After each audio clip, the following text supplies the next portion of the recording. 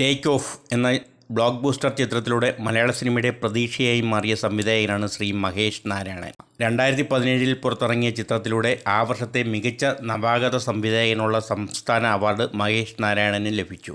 ഇറാഖിലെ തിഗ്രിത്തിൽ ഇന്ത്യൻ നേഴ്സുമാരുടെ ദുരിതങ്ങളെ ആസ്പദമാക്കിയുള്ള ചിത്രം തീർത്തും പുതുമയുള്ള അവതരണമായിരുന്നു. കോവിഡ് കാലത്ത് സി യു സൂൺ എന്ന ഫഹദ് ഫാസിൽ ചിത്രത്തിലൂടെ വീണ്ടും പ്രേക്ഷകരെ അമ്പരപ്പിച്ചു.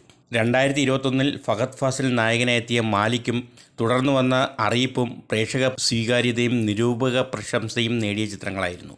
2006 മുതൽ സിനിമാ മേഖലയിൽ എഡിറ്ററായി പ്രവർത്തിക്കുന്ന മഹേഷ് നാരായണൻ ഛായാഗ്രാഹകനായും തിരക്കഥാകൃത്തായും കഴിവ് തെളിയിച്ചിട്ടുള്ള വ്യക്തിയാണ്. ഇപ്പോഴിതാ മമ്മൂട്ടിയും മോഹൻലാലും പ്രധാന കഥാപാത്രങ്ങളായി എത്തുന്ന പേട്രിയറ്റ് പ്രേക്ഷകരുടെ പ്രതീക്ഷകളെ വാനോളം ഉയർത്തിക്കൊണ്ട് തിയേറ്ററുകളിലേക്ക് എത്തുകയാണ്.